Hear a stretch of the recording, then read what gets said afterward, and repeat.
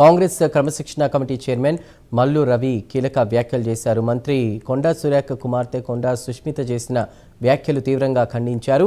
సుష్మిత వ్యాఖ్యలు సీఎం ప్రతిష్టను దెబ్బతీసే విధంగా ఉన్నాయని మండిపడ్డారు. పార్టీ లక్ష్మణ రేఖను ఎవరు అతిక్రమించినా చర్యలు తప్పవని స్పష్టం చేశారు. పూర్తి సమాచారం తెప్పించుకున్న తర్వాత కొండా సుష్మితపై చర్యలు తీసుకుంటామని మల్లు రవి వెల్లడించారు.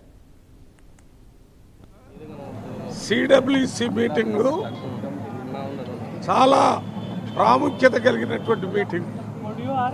మొన్న జరిగిన పార్లమెంట్ సెషన్ జూలై 20 తారీఖు నుంచి ఆగస్టు 13 తారీఖు దాకా ఒక్క రోజు కూడా పార్లమెంట్ సక్రమంగా జరగలేదు. ఎందుకంటే జంజీ దేశంలో నీటు పరీక్షల లీక్ గురించి జరిగిన జంతర్ మంతర్ దగ్గర ధర్నా మీద లాఠీ చార్జ్ జరిగి బుల్లెట్ ఫైరింగ్ చేయటానికి ఎవరు అడ్రస్ ఇచ్చారనేది తెలుసుకోవడానికి leader of opposition Rahul Gandhi గారు పార్లమెంటులో ప్రతిరోజు అడిగినా కూడా ఒక్కరోజు కూడా హోమ్ మినిస్టర్, ప్రైమ్ మినిస్టర్ పార్లమెంటుకు రాలేదు.